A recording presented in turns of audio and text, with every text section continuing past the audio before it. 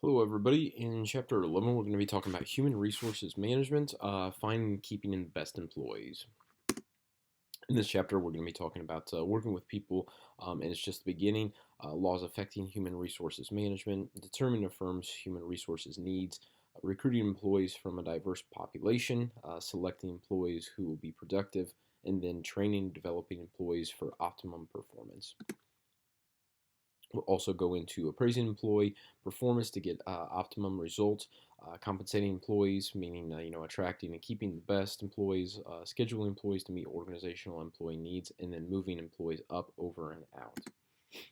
So, what is human resources management? That is the process of determining human resources needs and then recruiting, selecting, developing, motivating, evaluating, compensating, and scheduling employees to achieve organizational goals. So, HRM's role has grown because of increased recognition of employees as a resource and then changes in law that rewrote old workplace practices. So, essentially, whenever you're getting hired into an organization, human resources is going to be your first point of contact.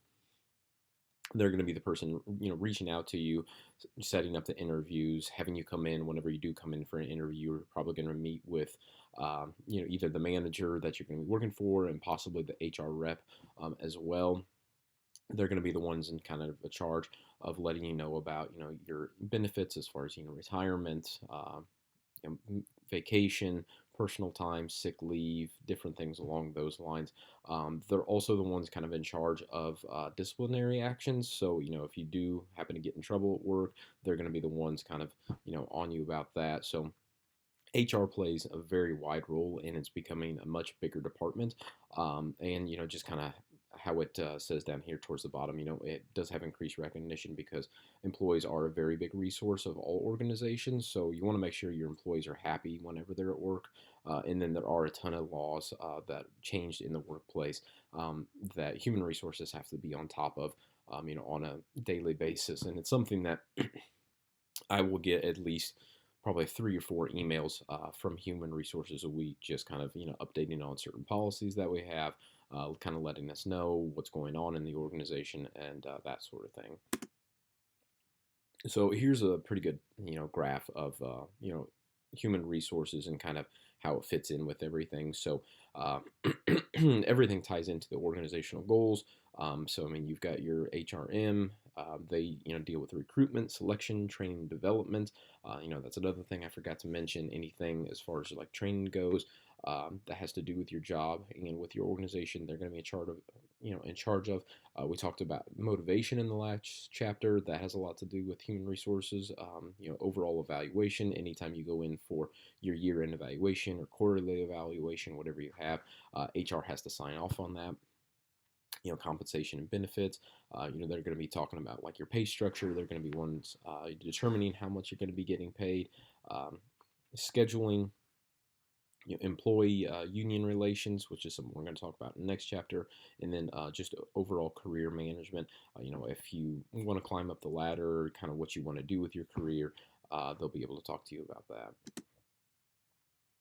So the things your HR manager doesn't tell you. So they check references with people we know and not just your listed references. We're not always going to be able to help you in the way that you hope, and we can help you move up the career ladder. And if we don't like you, you may end up on the layoff list. What you post on Facebook can get you fired. So this last point is a really good point, and it's not just on Facebook; it's all of social media. So if you are going to be looking for a job here in the next couple of months, or if you're currently looking for one, I would highly advise either getting off social media during that time or changing your name on social media or something like that to where it isn't linked back to you, because that is something that all organizations are doing right now, where they're going out and they're scanning social media to see have you made any kind of like any rude and crude, posts out there, any inappropriate pictures out there, any appropriate, comments. So these are all things that HR is researching, and it's just kind of the world we live in right now, where we do have to research that because you're going to be representing an organization, and they don't want you representing an organization if you're going to be out on the internet, saying bad things about people.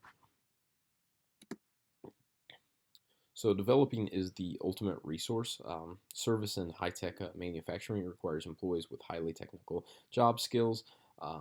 Such workers are scarce, make recruiting retention more important and more difficult. And then the human resource job is now the job of all managers in an organization. Um, I have a family friend who runs an engineering group where he is recruiting engineers out of college, and then he is able to put them in engineering jobs with different organizations, whether it is like a Caterpillar, whether it's web engineering with like Dell, different places like that. So there are kind of these third party HR and recruiting companies out there that are kind of helping out with this as well. So some of the challenges with human resources is just multi-generational workforce, which we talked about. Was it last chapter? I think it was, where you do have different age groups, and they just kind of reply to different types of things. You have shortages of trained workers in growth areas. You might not have the most skilled people available to you to do a certain task or job. Worker shortage in skilled trades. An increasing number of single parent and two income families. So you might not, have somebody who's willing to come to work for you just because, the pay might not be as good as their current job, something along those lines. Because I mean, if you are in a single parent, household, pay can be a very big thing. Expanding global markets with low wage workers. Something might get outsourced, as we've talked about in the past. Increasing benefit demands and benefit costs. We've talked about different types of vacation plans, or some organization, if they're offering free lunch or something, that all goes into play with human resources and kind of their decision if they want to do that. And then a decreased sense of employee loyalty. Right now, it's a lot easier to jump from job to job just because there's so many resources out there in finding new jobs. It used to be, back in the 50s, you would start a job, you would work there for 30 years, and then that was your career. Whereas nowadays, you start a job, if you don't like the job, then it's pretty easy to just go out online. You can go to Indeed.com, look for a job, and get hired someplace else. You can go out on LinkedIn. I mean, there's just tons of resources out there to where you can switch, from different jobs. So we have growing job markets here.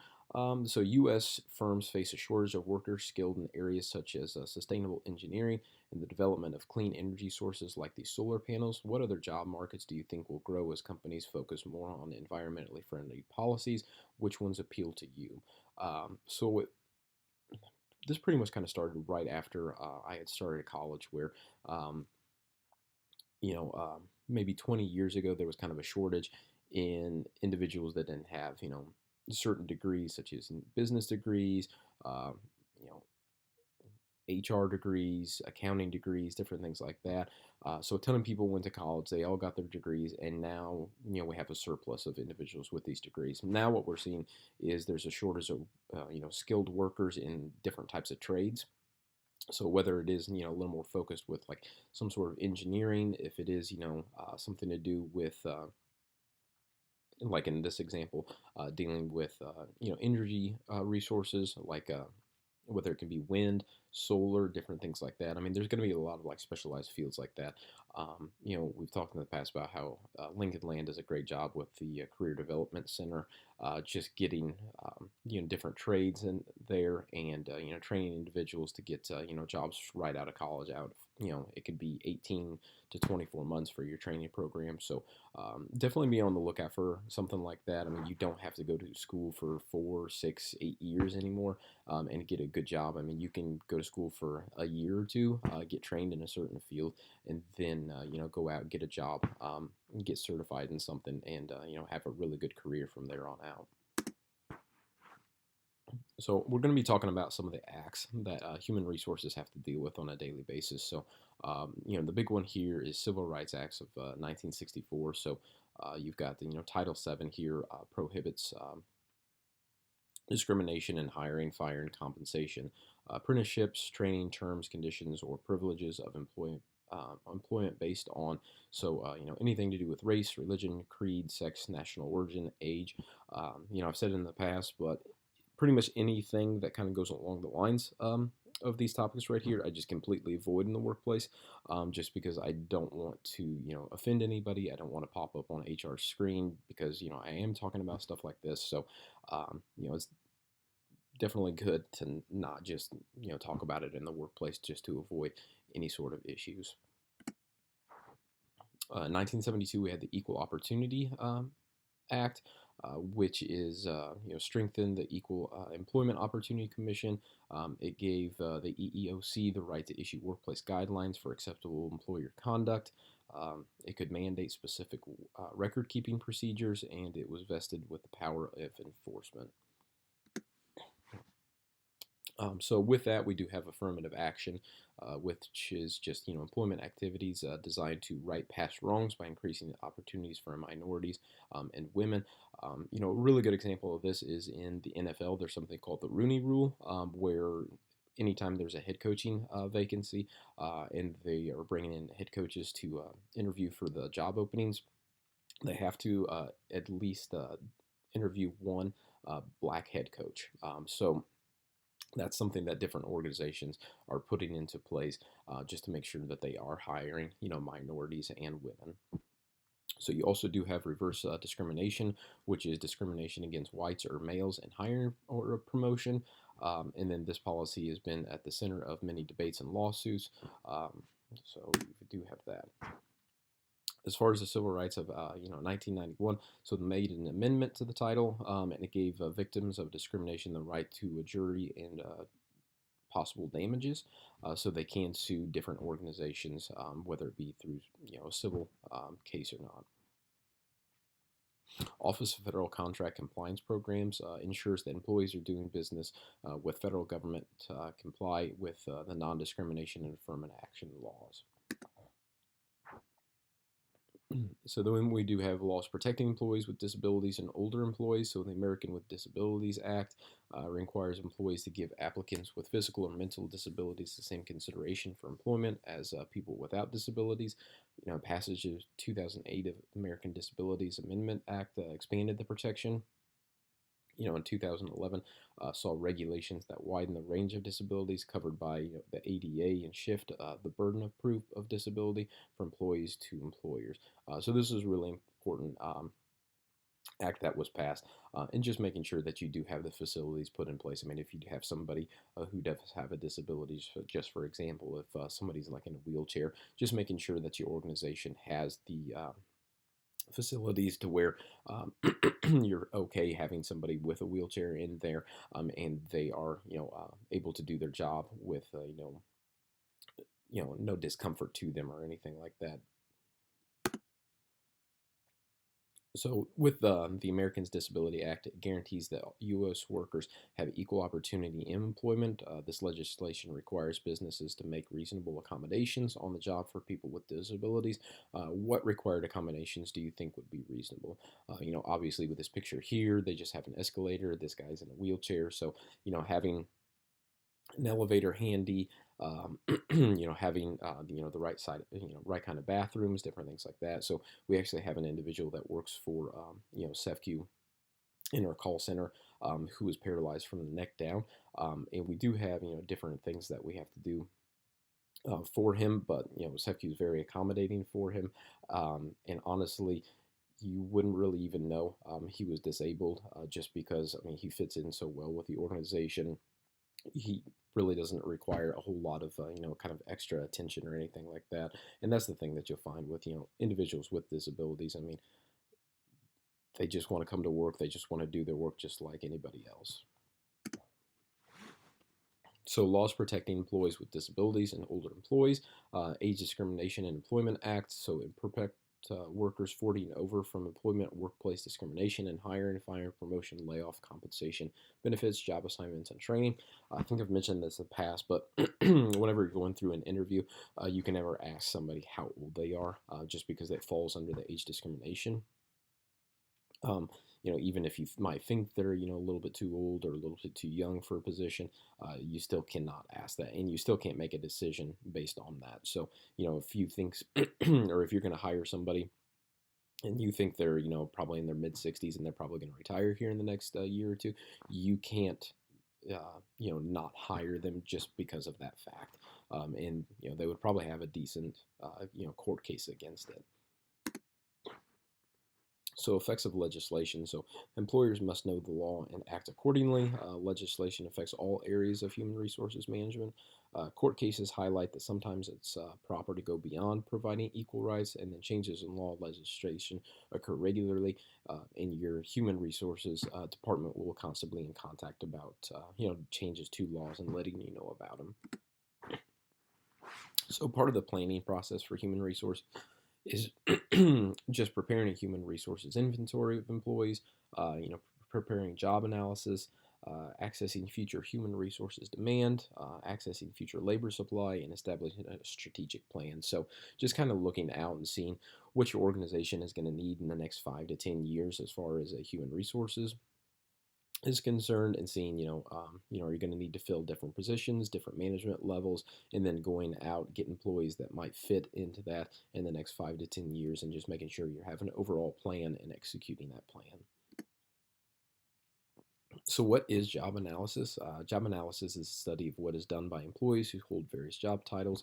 A job description is going to be kind of the summary of objectives of a job, the type of job, work to be done, the responsibilities and duties, working conditions, relationship to the job of other functions. Whenever you're going online and applying for a job, a job description is going to be included with that. And then job specifications, a written summary of the minimum qualifications required for workers to do a particular job. Same way with that, if you're going online looking for a job, it's going to list the job specifications or job requirements. If it doesn't need a 2-year degree, 5 years experience, something along those lines, that's all going to be included with that. So we have recruitment, which is the set of activities used to obtain a sufficient number of of right people at the right time. Human resources managers use both internal and external sources to recruit employees. So small businesses often make use of web sources like Glassdoor, Indeed, LinkedIn to recruit employees. They'll be out at job fairs. I mean, I know job fairs is a really big thing. We have one here at Lincoln Land. I know UIS has one. Pretty much every college is going to have a job fair at some point during the year where you will have employers out there, trying to recruit top talent to come work for them. So here's a kind of an example of employee sources. So on the left hand side we have external sources. So I mean a bunch of them out there between private employment agencies, public employment agencies. We have new graduates, former employees, part-time applicants, union organizations, union halls where you can go, trade schools, business associates, college professors, online job fairs, social media. And then, excuse me, on the right-hand side, we have internal sources, which is going to be, transfers, job promotions, employee recommendations, retained employees, department reorganizations. So that's going to be happening within the organization. So based on, if you're going external, internal, and human resources is going to make the decision on that. They're going to talk to you about it. They're going to make a selection. They're going to hire somebody, and then based on that, they're going to do the orientation and the training. So the selection, that's just the process of gathering information and deciding who should be hired under legal guidelines for the best interest and the individual of the organization. So steps in the selection process, obtaining complete application forms, conducting initial and follow-up interviews, giving employment tests, conducting background investigations, obtaining results from physical exams, establishing trial periods. So I've been involved with quite a few selections for different positions. Usually you want to try to narrow it down to, about 3 to 5 individuals who might be a good fit for the job, have them in, go through an interview with them, have them go through like different testing. Pretty much every job I've ever applied for, I have had to go through some sort of testing, whether it's been some sort of like sales testing, product knowledge testing, just they can do personality testing to see if you would be a good fit for the organization. Physical exams, I've never had to have a physical exam for a job, but I have had to go through drug tests at every job that I've ever had. So I mean that's something that you might have to go through as well. So, areas where job applicants make mistakes, they don't meet the position's minimum requirements. So make sure that you're looking out for that, because that might be the reason why you're not getting hired if you're not meeting those minimum requirements. They don't follow directions or proofread before submitting an application. That's one of the biggest things that I've noticed is whenever I'm looking through applicants. Is they have misspellings or they have typos on their resumes. I mean, make sure that whenever you're looking at your resume, you're going through with a fine tooth comb and making sure that it all makes sense. It's not too wordy. It kind of portrays exactly what you want it to say, and there's just no little mistakes like a typo or something along those lines. And then they don't take the time to personalize their cover letter or use a generic resume. That's another thing to where, yeah, I will get very generic cover letters just saying, hi, my name is Bill Johnson, I'm applying for a job at your organization, and that's pretty much all it says. I mean, put a little detail into it, say, hi, my name is Bill Johnson, I'm very interested in applying for a job with CEFCU. I have extensive experience in the financial industry, and I'd love the opportunity to sit down with you and talk about these experiences. Something that's just a little more tailor made, and talks about kind of what the kind of experiences they have and why they want to sit down with me. Individuals forget important information like providing their contact information. I mean, make sure that you have an up-to-date email address listed on there. You have your up-to-date phone number. Let them know, you can either be contacted through phone or text, just different things like that. And then a lot of individuals will just copy and paste the job description in their cover letter. Like I said, make it a little more tailor-made, make it a little more individualized, to where it's just going to be remembered just from you. So contingent workers are workers who do not have the expectation of regular full-time employment. There are about 5.7 contingent workers in the United States. The majority of contingent workers are under 25. So I know whenever I worked at State Farm, contingent workers were a very big thing up there. Essentially what it is just having kind of like a third party kind of hire individuals based on like a short-term contract, and they do work for State Farm technically, but they're getting paid by that third party. I'm trying to think of the third party that works for State Farm. So you will see this in like bigger organizations, and then based on kind of your work from there, you can get hired in to State Farm or the bigger organization at that point and get hired on full time. So a lot of the times why companies hire contingent workers when full-time workers are on leave during periods of peak demand in uncertain economic times, to save on employee benefits, and then discrete candidates for future employment. So students and the contingent workforce, with temporary staffing agencies, companies have easier access to screened workers. Work information is entered into their databases, and when students come back into town, they can call the agency and ask them to put their names into the system for work.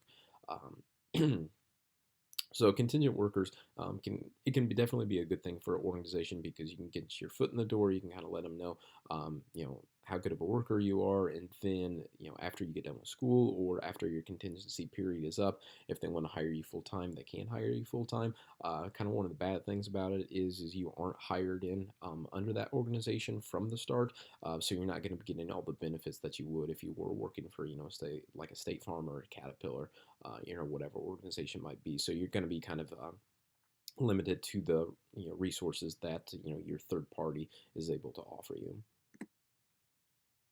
So there are a lot of temporary workers out there today.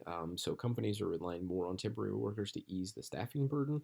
Since 2000, the number of temporary workers has risen to nearly 16 million, and then the average amount of temporary workers employed by agencies is around 3.3 million per week. So with temporary workers is something we definitely see around the holiday times, whether it's in retail, shipping, in different industries that are highly affected by those holiday peak hours. Training and development, all attempts to improve productivity by increasing employees' ability to perform.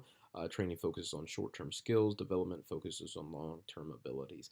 Anytime you get a job, there's going to be some sort of training development, especially from the start. I mean, you're going to go through a training period to get trained in the job that you're going to be doing, and then the overall development. If you're going to be there for a longer period of time, they're going to try to develop you as much as possible. Send you through different courses and different classes to get you developed to help out the organization in the long run. So 3 steps of training development, assessing the organization needs and employee skills to determine training needs, designing training activities to meet identified needs, and then evaluating the training effectiveness. So if you are wanting to go into a certain type of field or a certain type of, department at an organization, they're going to train you to do that, and then, sort of, getting a plan put together, finding out exactly what needs to be done, and then the final step there, evaluating the training effectiveness, is just kind of going through, doing weekly reports on how your training is going, what you need to do to better yourself in that training situation, and how, the training ended up overall. Most commonly used training and development activities. So you've got orientation, which is the first thing you're going to go through at an organization. You have on-the-job training, which is going to be the first thing that you do actually on the job to get used to the job they're going to be doing. You do have apprenticeships, which is something that you're going to see more like in the trades. Off-the-job training, where something you might have to go to a conference or a training course, out of your job for a couple of days or possibly a couple of weeks. There is online training, which a lot of organizations are utilizing right now, vestibule training, and then job simulation. So like I mentioned a couple of minutes ago, at FedEx, time is money, and that's why the company spends 6 times more on employee training than the average firm. Does the added expense pay off? You bet FedEx enjoys a remarkably low 4% employee turnover rate. Should other companies follow FedEx financial commitment to training? So, FedEx does do a great job when it comes to training their employees. And with the low turnover rate, it's a great thing just because with FedEx, you do have regular routes and everything. So if you're having to train somebody over and over to go on those routes each day, that's going to eat up a lot of time and a lot of money. So it's definitely good that you get somebody trained from the start, that they're happy with their job, and then overall, hopefully, it doesn't cause any issues in the long run. Management and development, just the overall process of training and educating employees to become good managers, and then monitoring the progress of their managerial skills over time. Management training includes, on-the-job coaching, understudy positions, job rotation, and off-the-job courses and training. At CEFCU, I did go through a management development to where it is a selection process to where I got hired in on our credit department. I was there for about a year and a half. I got into our management development program, and then from there, I did a lot of job rotation, saw a lot of different departments, worked under several different managers, and then after it was the management development program that we have, at CEFCU can be up to 3 years. For me, it ended up being about a year and a half, and then after that, I was put into a management position. I still continued to do a lot of the training, even though that I wasn't in the management position already. But yeah, we actually ended up just kind of changing our management development program not that long ago. And just put a little more emphasis on the training portion of it and just made it a little more extensive. So for the full 3 years of our management development program, it is kind of like going back to school and being in college courses, just because you're going through quite a few courses for that. So here's some of the things that are reasons why employees kind of quit jobs. I mean, obviously, 30%. The big one there is inadequate salary and benefits. A lot of individuals will leave someplace just because they can get more money. The next one there is unhappy with management. If you're not happy working with your manager, that can be a really bad situation. And then the next two here, the same, under 15%, which is limited advancement. You obviously want the opportunity to grow within an organization. Boredom, I've quit jobs just because I've been bored at them. And then, if you're overworked, lack of recognition, and then, they do have, a portion of, don't know why they would leave. So why CFOs think employees quit? I mean, the big one there is just limited advancement at 41%. Inadequate salary benefits is pretty low on that one, just because CFOs typically they want to improve their bottom line, not wanting to spend any more money than they have to. So that's probably the number one reason why CFOs think that individuals aren't going someplace else, just because to them it shouldn't be about the money, because they're the ones sort of pinching pennies on it. Whenever it comes to networking, we talked about this a little bit in the past. So the process of establishing and maintaining contacts with key managers in one's organization. So that's just pretty much just reaching out to different departments, different people within those departments, and just having some sort of personal relationship with them, whether it's in the office or out of the office. I can't stress how important networking truly is. Mentors is another thing that's really important. So that's just an experienced employee who supervises coaches and guides lower level employees by introducing them to the right people. So I would say if you're going into an organization, you're going to be there for a long time. Look to have a mentor. It's just going to be somebody who's been kind of through everything in the past. They're able to give you some sort of guidance, kind of coach you along in the long run. So I've got a couple of mentors at my current position that have helped me tremendously. And anytime I do have kind of tough situations, I'll just go to them for guidance, and they're kind of helping me get through it. So informal gatherings like this one help professionals make new connections with people in their fields. Why do you think younger workers prefer such informal gatherings? I've been part of multiple gatherings kind of like this. It's just kind of nice to just get out of the office, have a drink with somebody, sit down, talk about work for a little bit, but then also get to know them on a personal level. See what kind of family do they have. Are they a sports fan? They like going to, concerts, different things like that. Like I said, it can just get onto a personal level to where you do create that personal connection with them. And in the long run, that's just going to pay dividends for you and your career, because you're going to have somebody that you can, reach out to, have a friend in the office or a friend in the industry. So I can't stress how important networking really is. So diversity in management development, this is just the reasons to develop a female or minority managers. So it isn't just about being legal or moral with it. It's about bringing talent in the door. So the best women and minorities will become harder to attract. So companies that commit to the development have an edge. Having more women and minorities at all levels lets businesses serve their women and minority customers better. So one of the things, especially when I was working at State Farm, and they're very diverse culture there. It's just getting different ideas and getting different backgrounds that were coming to the table.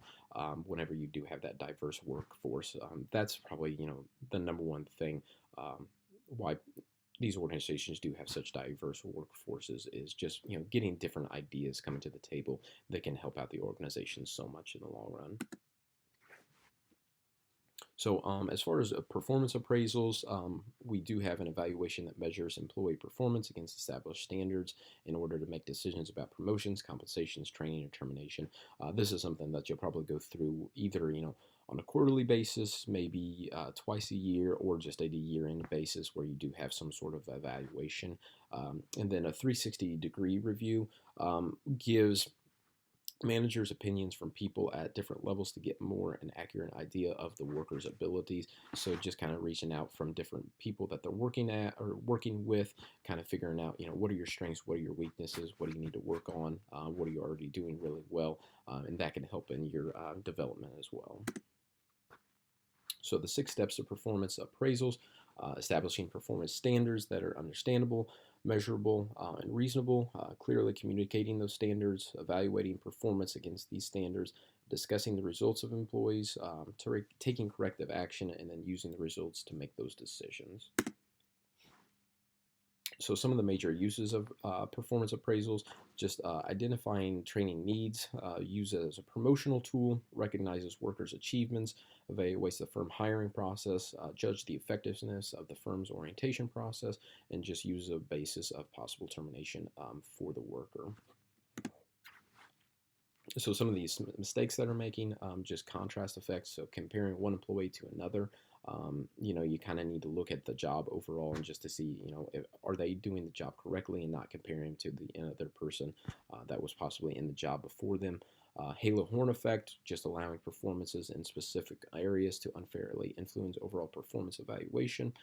And then similar to me effect, which is just generosity to those who feel they're like you. So if you do have somebody who kind of reminds you of yourself, you're showing generosity to them. Sometimes that doesn't work out for the best. So managing competitive compensation programs helps attract the kinds of employees that the businesses need, builds employees incentives to work effectively and productively. They keep valued employees from going to competitors or starting their own firm, maintain a competitive market position by keeping low costs, and then provide employee financial security through wages and fringe benefits. There are different types of pay systems within an organization. The first one here is a salary. So a salary is just going to be kind of your overall amount that you're going to earn throughout the year. For example, if you're making $50,000 a year, that's going to be kind of your base salary. There are, other things to where people can receive, bonuses, different benefits, your base salary, that sort of thing. Hourly wage or day work. So that's going to be a wage based on number of hours or days that you've worked. Your federal minimum wage is $7.25, and top wages can go as high as $40 an hour. Uh, you know, Mainly kind of hourly wage, something like that, is going to be anywhere between that 7.25 here in Illinois. I think minimum wage is 8.50, somewhere along those lines, and then they just signed into law that it's going to be $15 here in the next few years. So, going from that all the way up to, 20, 30, $40, something along the lines of, being in some sort of trade. Most of the times those are, hourly wages as well. We have a piecework system, and that's going to be wage based on the number of items produced rather than by the hour or the day. This type of system creates powerful incentives to work efficiently and productively. For example, on that one, if you're working on an assembly line and you're putting together, say like watches, you're getting paid for every watch that you make. Downside to that is a lot of times that, you're just trying to churn out these watches as quickly as possible, that you're not necessarily worried about the overall quality of them. So, I probably wouldn't recommend going with a piecework system. Commission plans pay based on some percentage of sales, often used to compensate salespeople. Commission plans resemble piecework systems. Right off the top of my head, you typically think of like car salesmen, somebody, pretty much anybody just trying to sell you anything. Those are going to be commission. Now you can have kind of a mix between a base salary of maybe like $20,000, and anything beyond that is going to be commission based. A couple different jobs might have a base salary to start out with for your first like 3 years until you get going, and then after those 3 years you're going to be commission based only. Bonus plans, just extra pay for accomplishing or surpassing certain objectives. There are two types of bonuses: monetary or and cashless. So money is always going to be a welcome bonus. Cashless rewards include written thank you notes, appreciation notes sent to the employee's family, movie tickets, flowers, time off, gift certificates, shopping sprees, and other types of recognition. And then profit sharing plan, just an annual bonus paid to employees based on the company's profits. The amount paid to each employee is based on a predetermined percentage. Profit sharing is one of the most common forms of performance-based pay. Gain sharing plans, annual bonuses paid to employees based on achieving specific goals such as quality measures, customer satisfaction measures, and production targets. I was actually just at a hospital over at over in Indiana, and they have this policy to where if throughout the year, if they achieve a certain level of customer satisfaction, then they get a bigger bonus at the end of the year. So I mean, if their customer satisfaction is at like a 99% approval rating, their bonus is going to be $5,000 each. If it drops down to like 95%, then their bonus might only be like $1,000 each. And then we got stock options here. So the right to purchase stock in the company at a specific price over a specific period. Often this gives employees the right to buy stock cheaply despite huge increases in the price of the stock.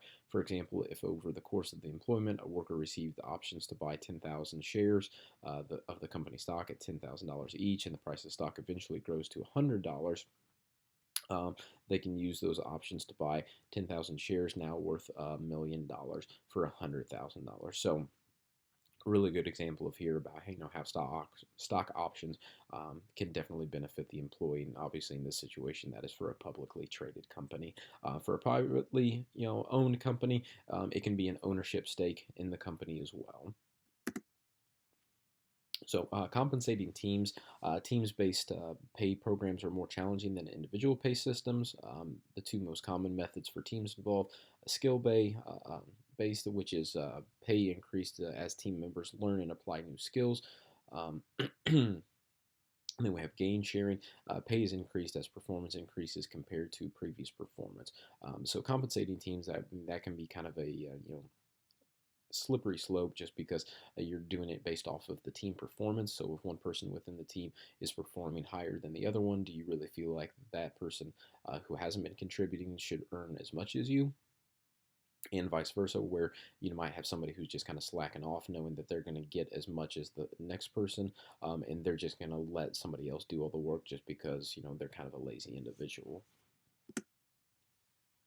Fringe benefits, benefits such as sick leave, pay, vacation pay, pension plans, health plans that represent additional compensation to employees beyond base wages. In 1929, fringe benefits accounted for less than 2% of payroll costs. Today, it's over 30%. Healthcare has been one of the most significant increases in fringe benefit costs. We've talked about this in previous chapters. I mean, fringe benefits go a long way, and something that, as you get a job, and it's something that you should almost expect at this point, just because most organizations are very competitive when it comes to these benefits, and it's just part of the job now at this point. Some of the additional fringe benefits includes, company cars, country club memberships, discounted massages, special home mortgage rates, paid and unpaid sabbaticals, daycare and elder care services, executing executive dining rooms, dental, eye, and medical health care, and then student debt loan payment. I will say, like in the financial industry, country club memberships is a big one. SEFCU does not offer that, but I do know some of the banks here in Springfield, such as Bank of Springfield, UCB. Some of their senior staff, they do have country club memberships included into their annual salary. Also want to touch on the special home mortgage rates. A lot of individuals think that if I work at a financial institution, I'm probably getting a better rate. I know for a fact SEFCU does not offer that. So whether it's car loan, mortgage, credit card, anything like that, like I get the same rate as everybody else. It's based off of my credit score. But yeah, I'm not sure if other financial institutions kind of go based on that as well. So cafeteria style fringe benefits. So fringe benefit plan that allows employees to choose the benefits they want up to a certain dollar amount.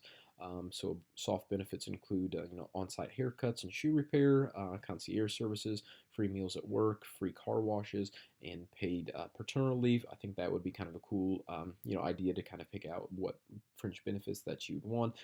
At the end of the day, I mean, obviously, I'm probably going to go ahead and pick the ones that are going to hit my pocketbook less, which is the insurance, um, free medical, free dental, free eye, different things like that. Good 401k, possibly a pension plan, different things that are just going to benefit me in the long run. So, what are the benefits of employee benefits? Employees are more engaged, and that leads to higher profits. Wellness and healthcare programs enhance employees' well-being. Employees stay with the company longer, and it creates a happier and formal organization. Employers get good public relations on it. So, just overall, it just creates a happy work environment, especially if you're willing to spend a little extra on your employees. That goes a long way. We've already talked in previous chapters about how like tech companies such as Google or Twitter, Facebook, they have a lot of different fringe benefits. So I mean that's good PR right there for them. So here's some of the special perks at DreamWorks. So you get free DVDs and screenings of current films, free breakfast and lunch plus dinner when working late, free snack rooms on every floor, profit sharing, and then ping pong and poker tournaments during work hours. So I mean that'd be a pretty cool thing to have. If you want to get away from your desk for a little bit, go play some ping pong, get a poker game going with somebody. I would love to work for an organization that offered, free breakfast and free lunch. Um, I've worked at several organizations that have, cafeterias, that have, great meals and everything that are, at a pretty cheap price. But at the same time, I mean, if it's free, that's even better, obviously. So let's go to the beach. So these are the average vacation days by country. So as you can see here, United States, they are given about 15 vacation days per year. And look across the landscape. I mean, you've got, Germany, Italy, Spain, France. A lot of the European countries typically have more time out of the office, just the way the kind of government has ruled. United Kingdom has 25. So if you look, I mean, United States is kind of the least amount of vacation days, given at 15. Currently, I have about 20 vacation days that I'm able to use, and then also the way we're set up, we do offer additional time for sick leave as well. So I mean that's another thing that you want to talk to your organization about is the difference between vacation days and sick time or personal time, whatever they want to classify it as. And then I also found this interesting that here in the United States, employees are given 15 days, but they're only taking 12, so they're leaving 3 days of vacation on the table each year. Pretty much every organization I've ever worked for has been really good about stressing the importance of getting out of the office, just about that work-life balance. So, I mean, if you look over here, like Spain and France, they're given 30 days, and the individuals are taking all 30 days of it. Same way for the UK, Germany, leaving 2 days on the table. Japan, I mean, there's a really big, contrast in that, where they're given 20 days, but individuals only take 10. I'm not sure if that just has to do with their culture or kind of what happens there, but my advice to you is if your company offers you vacation time, you take as much vacation time as you can just to get out of the office, just because you need to come back, you need to become refreshed. If you're overworked, that's not going to benefit you or the organization in the long run. We've got flex time. So a flex time plan is just a work schedule that gives employees some freedom to choose when to work as long as they work for a required number of hours. We've kind of talked about this in the past. I mean, if somebody's required to work 8 hours a day, whether you're working from 8 to 4:30 with a half-hour lunch break, or maybe you're coming in early at 7, so you're working 7 to 3:30. Coming in late, you're working, maybe like 10 to 6:30, something along those lines. Just, having that flexibility can go a long way. So a compressed work schedule that allows employees to work a full number of hours per week, but in fewer days. So I've kind of mentioned that as well, to where maybe you work 4 days a week, but you're working 10 hours to make your 40 hours a week. Nurses usually have a compressed work week, so they work 3 days a week for 12 hours, and then they're just required to work 36 hours of the week, and they're considered full time for that. So my wife has quite a few friends who are nurses, and they seem to really like working 3 days a week, even for 12 hours. And honestly, I mean, who wouldn't like that? You're only at the office for 3 days of the week. Now with that, sometimes you do have to work night shifts, or work weird hours, something along those lines. But at the same time, I mean, you do have a lot more time out of the office. And then job sharing, an arrangement whereby two part-time employees share one full-time job. I've never worked in a job sharing situation. I know at when I worked for State Farm, there were quite a few individuals that were doing job sharing. I don't know. I'm kind of a control freak when it comes to my work, so I'm not sure exactly how I would enjoy that. So with flex time, most planes require core time. So this is the period when employees are expected to be at their job stations. Flex time is difficult to incorporate into shift work, and managers have a hard time, to work longer hours. Communication among employees can also be difficult under flex time. Managers have to be alert on any system abuses. I mean, the biggest thing if somebody is working flex time, I mean, if the managers are there from 8 to 4:30, and they're not seeing their employees all that much because they're working different hours, just communication in general is going to be very difficult. So being able to see that person, especially if you have projects that you're working on, or if you have a meeting with them, that can be really difficult. So with compressed work weeks, kind of the same thing. So employees can enjoy long weekends after working long weeks. Productivity is a concern, and then like we talked about, nurses often work compressed work weeks. So, home-based work. So, 24% of Americans work from home at least once per week, and then 68% of Americans expect to work remotely in the future. So, this is becoming a much bigger thing. Um, I've never actually worked in a position to where it allowed me to work from home, but I do have a couple of friends who are able to work from home. Yeah, 1 or 2 days of the week, and then the remaining days in the week they go in the office. Most of the time, individuals will work from home, usually on uh, like coming back from vacation or getting ready to go on vacation. Fridays are a big day to work from home. So I'm really interested to see kind of how that plays into the future, because it does say here, 68% of Americans are expected to work remotely in the future. Just because we have so much technology out there right now to where you can work from home. Uh, you know, Tools to help work from home right now. So we do have different communications. So Google has different types of apps. We have Skype, Yammer, which I've never used. Different collaborations such as Google Docs, GoToMeeting, Dropbox. So yeah, these are not internal systems that you have to use. Pretty much anybody anywhere in the world has access to these. So that can definitely benefit your organization. And then these are some of the worst commutes in the world, and just kind of going on the lines of working from home, which can be a great thing. Mexico City has some of the worst commutes in the world. You always hear about Los Angeles having a really bad commute. New York, same way. I mean, here in Central Illinois, we don't have really bad commutes. I do have some friends, live up around Chicago, and they say, typically their commute is anywhere between an hour to 2 hours each day, and that just kind of depends on, if they take the train, if they're driving to work. So, yeah, I can't imagine having anything kind of over what I have. I mean, currently I have a half-hour commute every day, and the longest commute I think I've ever had has been about 45 minutes to an hour, and I think that was long enough. So with job sharing plans, some of the benefits of that is it provides employment opportunities for people who cannot work full time. Workers tend to be enthusiastic and productive, just because you do have a little more time out of the office. So when you do come into the office, you're excited to be there. Absenteeism and tardiness are reduced, just because you don't have as much time to work. So whenever you're coming into work, you need to get paid and you need to get things done.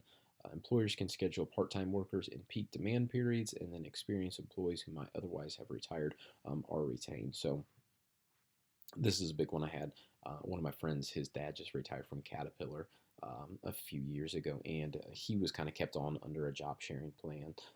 Just comes in, kind of shares work with somebody else. He is technically retired, but he's still kind of working for contract for them, getting a few things done, big projects wise, until they meet these end of these projects, and then at that point he'll be fully retired.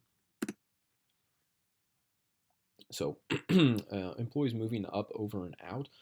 Employees are oftentimes promoted or reassigned. They're terminated due to performance or economic situations, and then employees retire. So when it comes to terminating employees, so as the economic crisis grew, more and more employees had to lay off employees. Even when the economy is booming, employers are hesitant to hire full-time workers because of the cost of termination. Firing employees is more difficult for employers because of laws preventing termination for certain acts. So I mean, I'll kind of touch on the first one here. So just, overall layoffs. I mean, we hear about layoffs quite a bit. Caterpillar, it seems like once every couple of years, Caterpillar has to lay off, a bunch of employees.